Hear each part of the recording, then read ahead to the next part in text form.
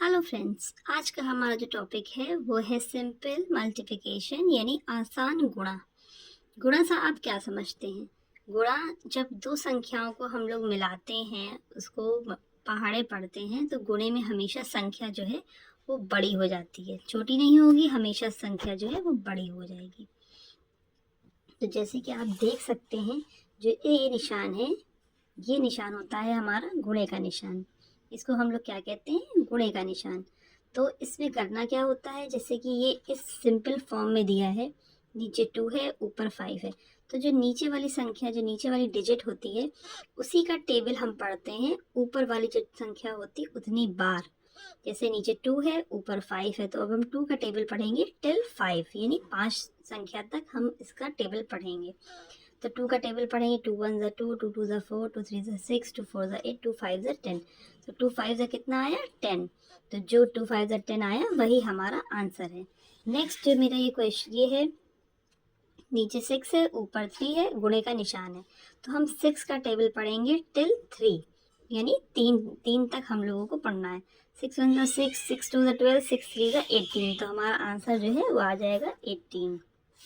Next मेरा ये है 5 और 4, यानी 5 का टेबल पढ़ेंगे टिल 4। 5 4 ज़ा कितना होता है? सबको पता होगा, 5 4 ज़ा होता है 20। तो हमारा आंसर जो आएगा वो होगा 20। ये थे बिल्कुल बेसिक सिंपल, जिसमें सिर्फ सिंगल सिंगल डिजिट को यूज़ किया गया है। अब इसी तरीके से मैंने इस सिंपल वाले को थोड़ा सा और एडवांस किया है। थोड़ा सा और एडवांस करने में ये हुआ है कि नीचे तो सिंगल सिंगल ही डिजिट है, पर ऊपर मैंने डिजिट जो है वो 2 कर दिए हैं। तो सबसे पहले क्या होगा, हमें 3 का ही टेबल पढ़ना होगा। तो जैसे कि मेरा ये क्वेश्चन है, इसमें है ऊपर 1 और 5 और नीचे है 3, और ये गुणे का यानी मल्टीप्लिकेशन का साइन है। तो हमको क्या करना होगा, सबसे पहले तो हमको 3 का टेबल 5 टाइम्स पढ़ना होगा, जैसे कि हमने ऊपर किया है। तो पहले हम इसको करेंगे, तो 3 5 ज़ा होता है 15। 15 यहाँ पे हमने 5 लिखा। अब हमारे पास 15 आया, यानी 2 संख्या हो गई। ऊपर 2 संख्या आ रही थी, कुछ नहीं था, क्योंकि ऊपर जो था वो एक ही सिंगल डिजिट थी, तो हम पूरा उसको उतार देते थे। लेकिन नीचे यहाँ पे पूरा नहीं उतार सकते, इसलिए क्योंकि हमारा जो ये मल्टीप्लिकेशन है ये 2 डिजिट में आ गया है। तो अगर इस तरीके से 15 आता है, अगर हम इसका मल्टीप्लाई इससे करते और सिंगल डिजिट आती तो हम लिख देते, कोई हर्ज नहीं था। इससे अगर हम यहाँ पे 2 होता तो 3 2 6 हम बहुत आसानी से लिख सकते थे। लेकिन अब ये 3 5 सा है, 15 आ रहा है, ये 2 डिजिट आ रही है। तो इसको करने का क्या मेथड होता है? इसको करने का मेथड ये होता है कि हम जो पीछे वाली जो संख्या होती है, जैसे कि 5 है, उसको तो हम नीचे लिखेंगे, लेकिन जो ये आगे वाली संख्या है, इसको हम उसकी नेक्स्ट संख्या पे कैरी चढ़ा देंगे, यानी हाथ से लगा देंगे।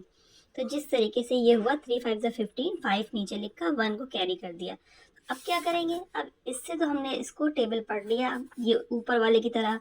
अब नेक्स्ट स्टेप क्या होगी? नेक्स्ट स्टेप ये होगी कि अब हमको 3 का टेबल फिर से पढ़ना पड़ेगा, जो ये डिजिट लिखी है इसके बाद, इसके बराबर। तो अब यहाँ पे 1 लिखा है, तो 3 को पढ़ेंगे 1 टाइम्स। तो 3 1 ज़ा कितना होगा? 3 1 ज़ा 3, और प्लस 1 कैरी कितना हो जाएगा? 4। तो हमारा आंसर हो जाएगा 45।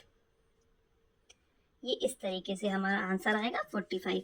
नेक्स्ट हमारा क्वेश्चन है 62 इंटू 4, यानी अब हमें क्या करना होगा, हमें 4 का टेबल पढ़ना पड़ेगा 2 बार, एक बार 2 टाइम, एक बार 6 टाइम्स। तो सबसे पहले हमने 4 का टेबल 2 टाइम्स पढ़ा, तो 4 1 ज़ा 4, 4 2 ज़ा 8। हमारा कितना आया? हमारा आया 8।